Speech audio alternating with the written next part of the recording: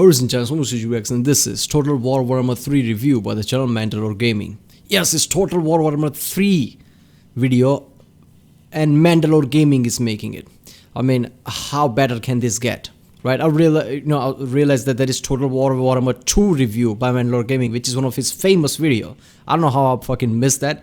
But yeah, I've been watching trailers for Total War Warhammer 3. I've become a Warhammer fan recently in past few months, and then oh, look at that, this game is awesome. It's Total War made it, and I've been reacting to all these different trailers. It's just hyping the game up for me. And now MandaloreGaming's review, holy shit, but it's an hour long. Yeah, I don't think I'll be able to do this in one part, but yeah, I'll do it in multiple parts, but let's see it. It's gonna be fun. I love MandaloreGaming so far. There's been few videos that I reacted to it, and they are all awesome. So I bet this is gonna be great too. Total War Warhammer 3 has arrived in a month, absolutely stacked for games. This review covers anything and everything that come to mind, so prepare for trees and menus.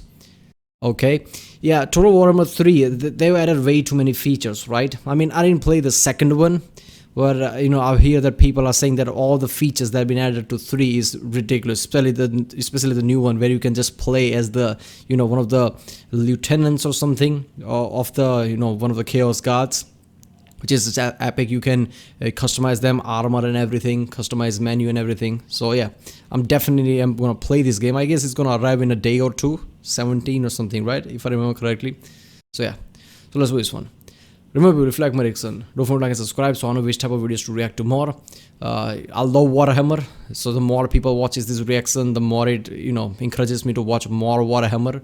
So that would be great news even for me. I want to watch as much as Warhammer I can. So yeah, let's do this one. After all Kislev has endured, why would we ever quiver before these milksops?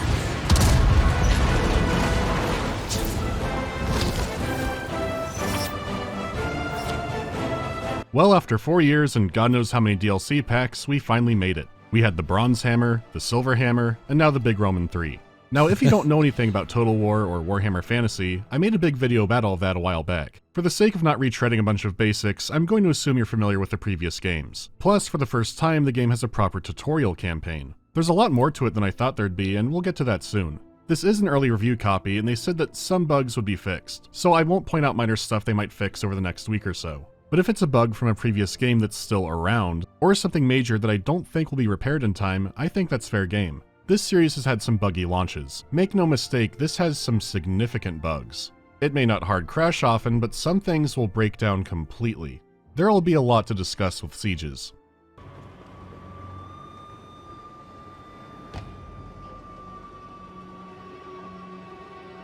Anyways, the tutorial campaign is really something. Alright, about bugs, I just want to say that there has been many games that has famously many bugs, but I have never experienced that in those games. People say Witcher 3 had lots of bugs. I haven't encountered even fucking one. Maybe they patched it way too well. New Vegas had many bugs. Yeah, I encountered like once after playing 10 different playthroughs. One of the playthrough had the save file issue where it constantly crashed or something, but other 9 there was close to no issues. So I don't know, it's I guess if something like that is in this case where somebody might experience bugs and others might not, yeah, I'm fine with it. It's the overbearing, hold your hand every step of the way tutorial that, honestly, this series has always needed. It explains the basics, but you can also learn more advanced stuff that you can only learn through guides or through digging through the controls. The act of just pausing the game gives you a lot of information. Some useful key bindings are also shown with graphics. You get something more readable compared to a giant control list of key bindings, though that is still there if you look for it. To make the game more readable, they added features like having your units be highlighted, and adding snoozing icons onto the unit cards if they're idle. From the moment these features were revealed, I knew I would hate them. So thankfully, all these new additions can be toggled. I also hated this new nuclear waste green color they were using. You would hate it for somebody like me who's newer to this series. This is just incredible, right? I don't have to, I guess, go through lots of guides and shit on YouTube, on Wiki just to realize it. No.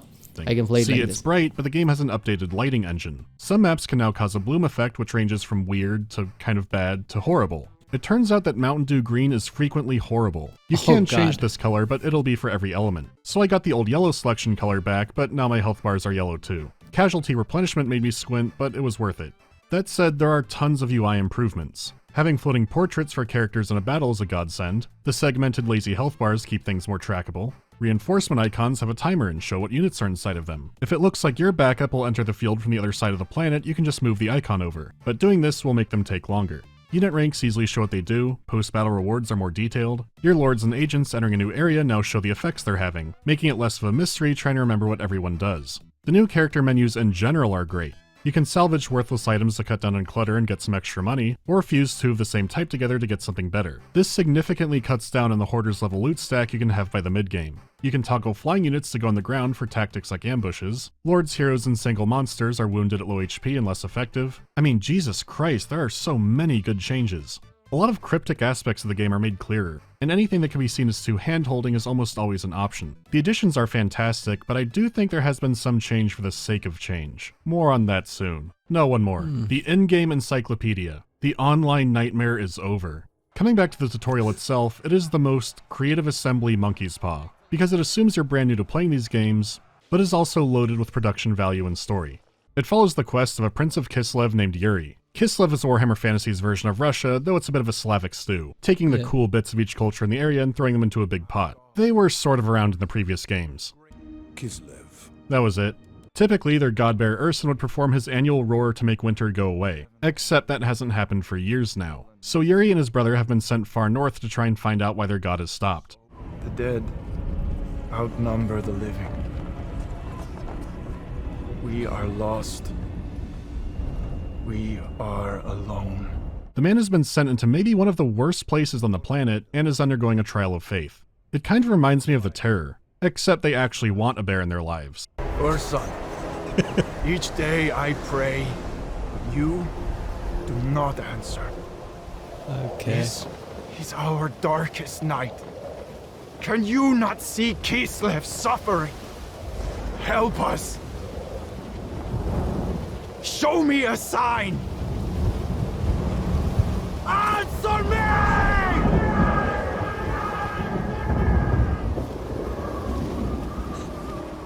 Alright, only if you ask nicely. And Kislev is lost. Until he does hear Urson's voice beckoning him to come farther north. If you know Warhammer, you probably have an idea of what's going on. It's still fun seeing it all unfold. Follow my voice. We move north. The entire story takes place in an isolated mini-campaign. Characters make conversations with each other, you have small decisions to make, and there is a ton of voice acting for everything. It is a well-polished, atmospheric campaign teaching you how to right-click on the bad men. Compared to main game Kislev, it has different characters, technology, locations. If you're new to the series, it is now one of the best tools for learning how to play the game. If you're a veteran, it's full of pauses explaining very basic stuff. But it still seems like something worth playing. It's a direct prequel to what happens in the... Didn't expect this one, right? Story like that, where you're actually playing a story, conversation happens, you make decision. I didn't see that coming. This is incredible addition, and I like the hand holding thing. Usually I hate things like that because usually I'm kind of used to what type of game it is, right? But you know, I've never played a game like this, right? It's been an extremely long while, and especially something like Total War, right? So if I'm going to play this game, this hand holding is definitely better option. The main campaign, and while it is explained, it's very abridged down. The tutorial has some of the strongest character-motivated scenes in the entire series, and it's all in service of a tutorial that's abridged in a few seconds. For a while, I thought I'd actually have a lot to talk about the story of the main game, because it sets up some strong motivations for some key players in that. Unfortunately, in a sentence I never thought I'd say, the main story doesn't hold up against the tutorial. Why? Because gods are selfish. They will betray you as they betrayed me. I have freed you from their burden. What I did for Urson. How is You did tutorial it for bad? yourself. Took what your heart desired. Look how you've reveled in your dark baptism. The camp protects us. But what of our supplies? Where is he? Let me show you what you hold so dear. Build a camp. Then we can rest. The production value is so weirdly high that it can easily be a standalone demo for the game, except everything personal about the narrative gets dropped off. This is a weird situation. What's important is that Urson is alive, but he's dying and imprisoned by Richard Armitage. Factions might want to save the bear or take his power, or just eat him. And Mr. Advisor just wants to drop the bear's blood for his own purposes. So there's going to be some serious shit going down in the realms of chaos. But for now I want to talk about the visuals. On the campaign side, the map is just like the games before it, taking place on a single large handcrafted map. The Immortal Empire's mega map isn't out yet, and I suspect won't be for some time, but this is what we got for now. Once again, it is very... Okay, how the fuck tutorial is better than the campaign itself? I guess campaign is, one of those things, right? It's a good addition, but the main focus of this game is not story or campaign, it's just, fight and battle. I mean, it is a total war game, right? The main aspect of this whole thing is battle, right? But two different type of team factions battling it out. Technically impressive for an overworld map. The setting has wrapped around east, but also pushed far up into the north. These include the realms of chaos, each one being ruled by its own god. When it comes to how good and detailed a campaign map can be, these are the current winners. The realms have an absurd amount of fine touches to them, and they're vastly different. Nurgle has a disgusting poison swamp and sewer jungle combo, where Tzeentch has a bizarre anti-gravity ocean reef filled with strange crystals. The world map has way more effects, and funnily enough my computer has more problems running it than the actual battles themselves. The landscapes can be more dreary and oppressive, which is perfect for what this game is all about. I mean, this whole thing is centered around evil demons. It's not all a hellscape though, because there are still flashes of beauty. Unless they fall to corruption where they do become hellscapes. Its use of color is better than ever, but something strange happened while playing it. What? Demons. It's not all a hellscape though, because there are still flashes of beauty. Unless they fall to corruption where they do become hellscapes. What? Landscape's gonna change? Beautiful landscape can fall to corruption and change like this? Oh, this is so good. Oh, like this, real changes happening to the open world terrain like that, right? Something is so great, but it fell to corruption. Now you come back, it's something like this. Man, this is great. And I like how every Chaos God's places, resemble that. That Nurgle's weird thing where there's tree type structure that has weird mouth, teeth, and it's just creepy as fuck, which it should be, right? I don't even know what Slaanesh is gonna have dungeons or some shit. This is just incredible. Anybody who's been Warhammer fan, this is just perfect. Even if you don't like the game, you would want to play it just to explore these lands, right? Like, oh, this is just great. Escapes. Its use of color is better than ever, but something strange happened while playing it. I remember Warhammer 2 looking better, but only sometimes. It took a while to put my finger on it, but I think I have it figured out. Warhammer 2 has this sharpness to it, focusing on realism. Details like trees are pretty simple graphically, but they add a lot of depth from a distance. When it's all working out, a location can look incredibly rich. When it's not, with something like corruption, it can look weird and soupy and hard to read. 3 is all about readability. It's going for a cleaner look that can still be very good, but sometimes is so smoothed out that it almost looks cartoony. And would you guess, one of the biggest culprits is the trees. Technically they're better than before, but something about how they're lit and the lack of detail makes it come off not right. It's likely they look like this so they can easily change color to show corruption. If you look at it in the right areas from high enough up, it can look great, especially with all the new lighting and weather effects and everything fancy. I just wish there was some kind of middle ground. Maybe it's only that the trees are way too big? Maybe I'm going crazy? Maybe I should stop talking about the trees. They don't like that. They've never liked that.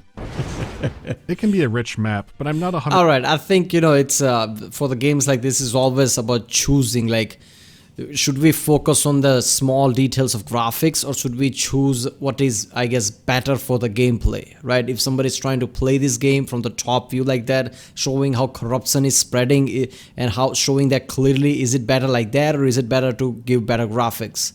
This is not a 3D game in a sense that, your normal 3D game where you like Witcher 3 type of thing. This game, you can play it from top view, right?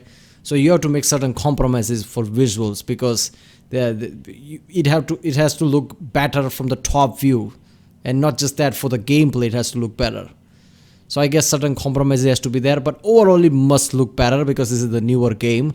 I mean, it already looks great. Look at that, it's already sharper. I can see how the bloom is working through the, I guess, sands like that. It's spreading. It's great. 100% on board. Fog looks great too. The art style shift. It's way too smoothed out at points and comes across as odd looking. That said, the actual battle maps have never been better. Yeah. Sieges can now happen in gigantic city layouts. They've gotten a big overhaul this round, and I'll talk about them in their own section. The maps keep that ridiculous scale that doesn't lose out in the smaller touches. There's a good variety of them that flesh out the world, and they can have interesting terrain features to boot. Though, as you might expect, the Realm of Chaos absolutely dunks in this department. Hold up there. Oh yeah, wait a minute. You can play like that, right? You can also play with a closer view. Huh. I thought you would play it from the top view, but you can change that view too. I mean, obviously, if you want to play it better, it's best to play it from the top view. That's why they tweak it like that. They're going to assume most people are going to play like that, but I guess you can play with this kind of angle too.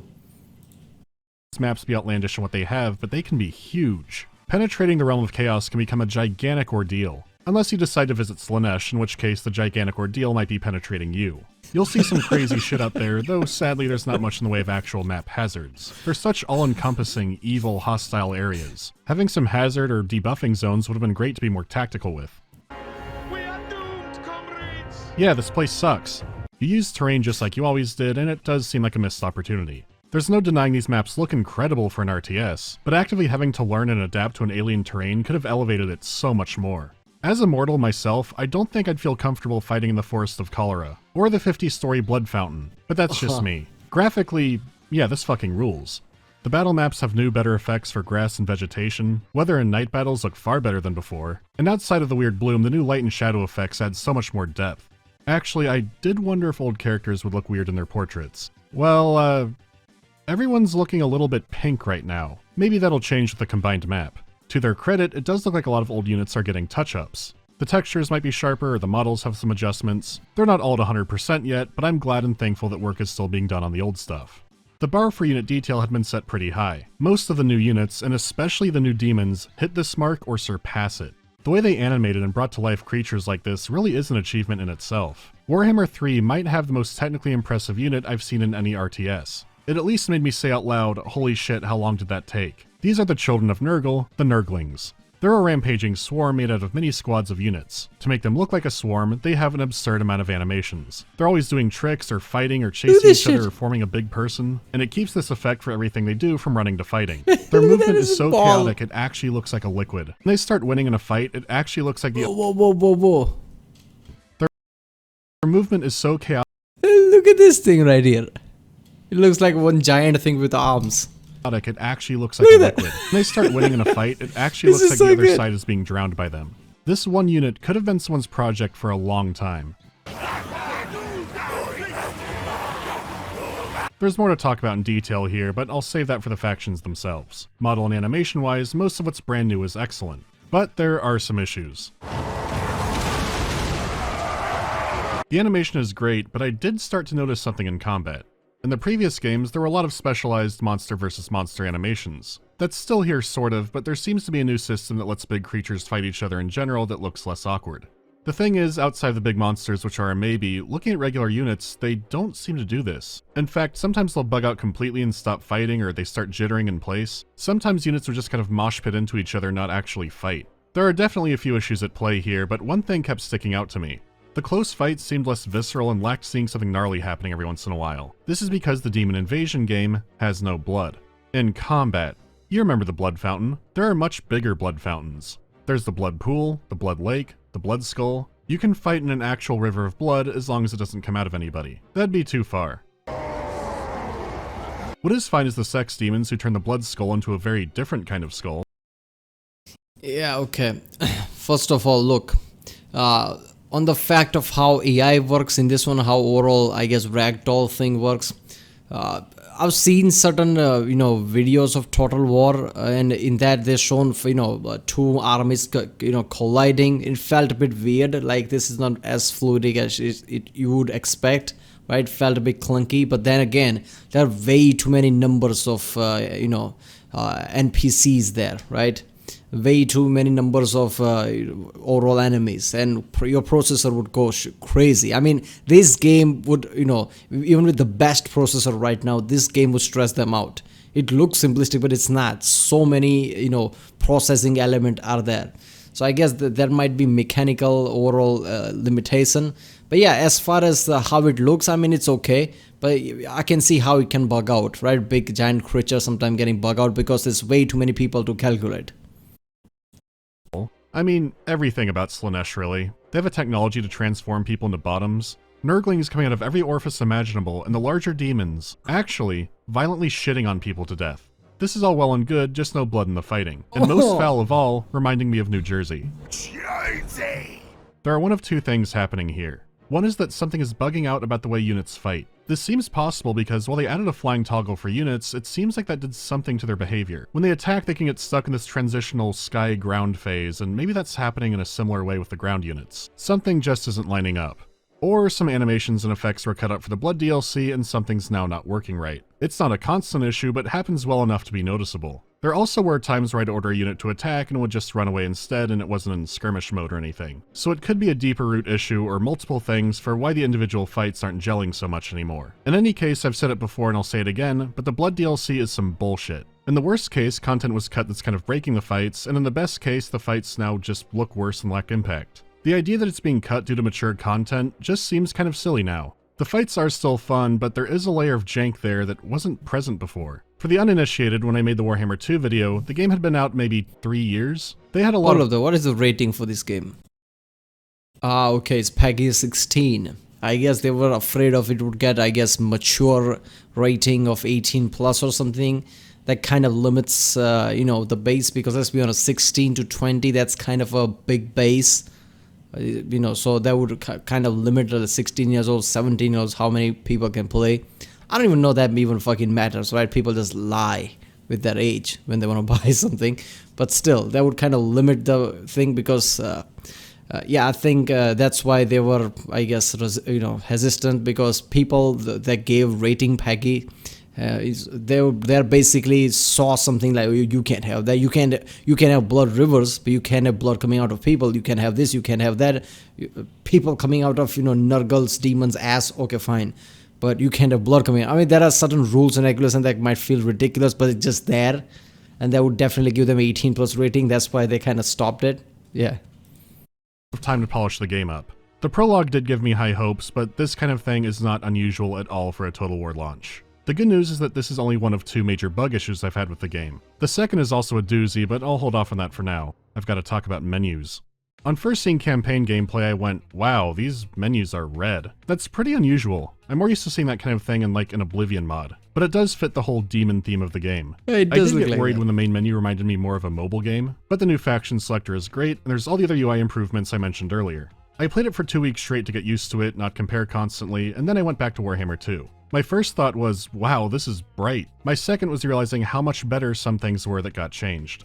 For missions and quests, you used to have this handy icon up in the top right corner. To make them extra handy, it even separates these out. You know what's an important quest battle and what's a side mission. For some reason, they removed this icon, and now every mission and quest now shows up unsorted on a banner on the right side of the screen. Where you could once easily tab between missions and events, the events screen now covers up the mission banners. Just to make it even weirder, it'll issue a mission like the old game, clear in the right center, all readable at once. Cool, okay, you click out. It's now in a banner on the right side of the screen. You click that, and now it's all crunched up on the bottom. You need to drag scroll to read it, and the teleport button is always partially cut off. It's like, it worked fine before, and this is worse needlessly. This seems to be the running theme for the UI issues. At first I thought they might have changed the magic orb icon to an hourglass to Wait a minute, it could be because there is such thing as 4K now, and 4K kind of makes the UI much smaller, so they might decide that, okay, if you click at it, expanding at the bottom is better, maybe.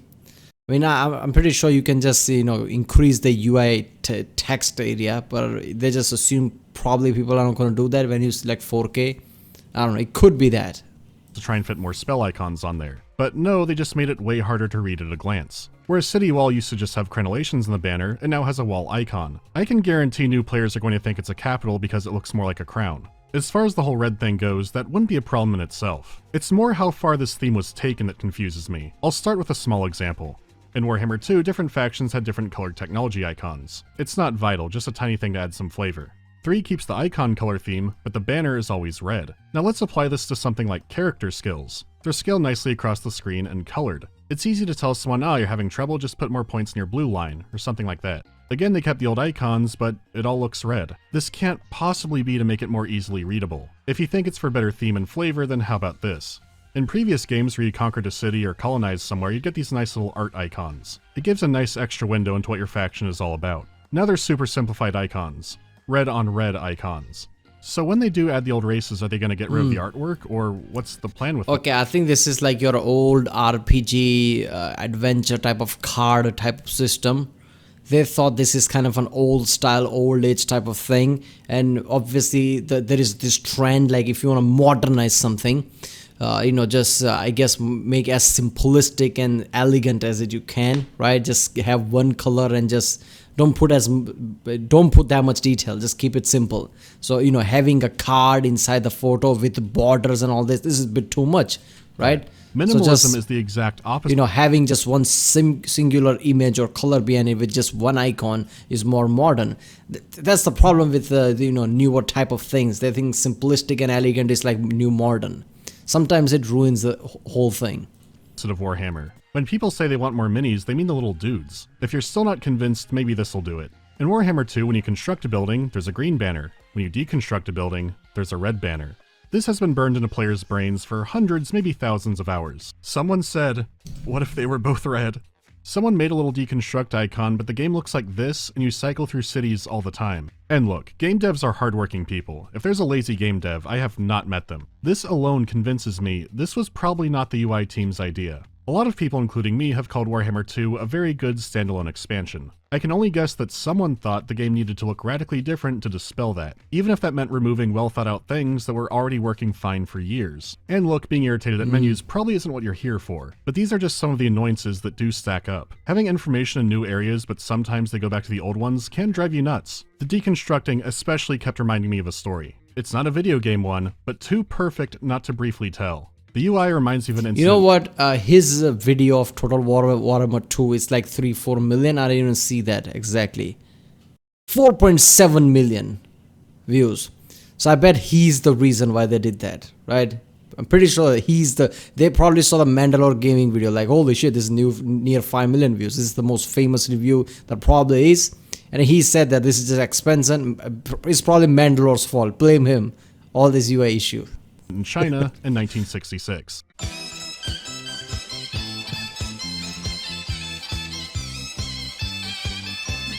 The Cultural Revolution was in full swing. Academically speaking, it was a mess. I'd recommend the book Born Red if you want to learn an account about that. There are rascally little characters to meet like Xiao Baowang. Anyways, they really liked the color red. So much so that in August, the Beijing Red Guard demanded that red must be the color of progress. Red must mean move forward, and this includes the fucking traffic lights. Red is now go. They did overturn this after a few months because there were an obscene amount of car crashes. So next time you hear someone say how they like that every element is red, close your eyes and pray they are never ever traffic planners. But that's enough about China for now. That's just stupid. I'm sorry, I get it. Red is your color, red is your jam, but not at everything.